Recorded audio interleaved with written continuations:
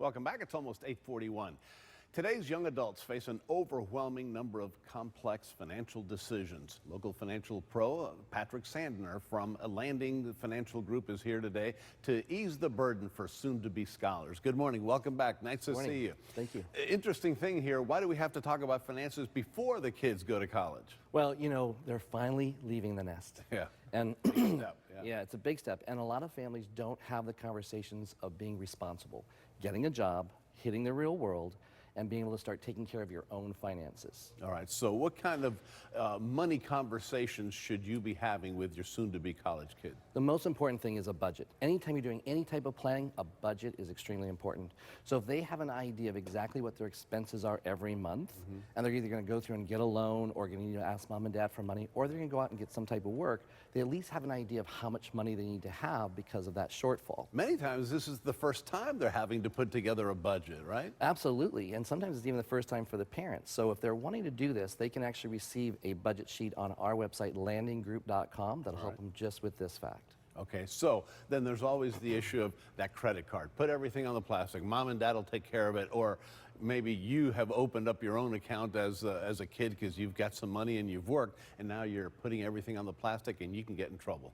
Yeah, that credit card I feel can be safe if you're not carrying cash around on the campus, but it can definitely be very dangerous if it doesn't have some type of way to track it. So I'd recommend going through and putting it onto an ATM card.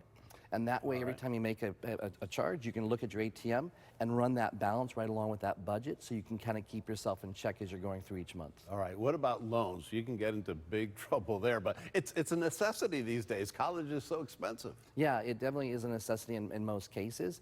The crazy thing is they did a study that only 32% of our graduates knew the interest rate on their loan and knew when the payments were going to start. So that's extremely scary. Only 32% of them knew that information.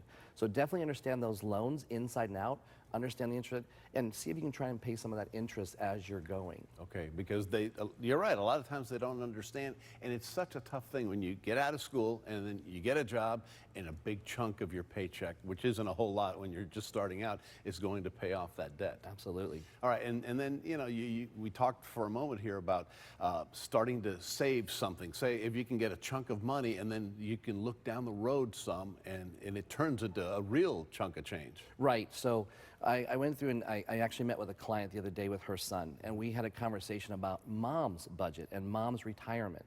And we took a look at that, and my goal was to teach him that he needed to go through and get a job.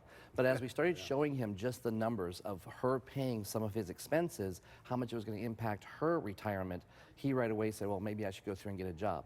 And the interesting thing about that is I went on and we actually hit the internet. There's 45 companies just in Florida alone that will go through, and if you're working part-time with them, will either pay part of your tuition or all of your tuition. Oh, excellent. So hit the internet and take a look at that. The other example I gave to them is if we could put $5,000 into, say, a Roth IRA at 18, his age.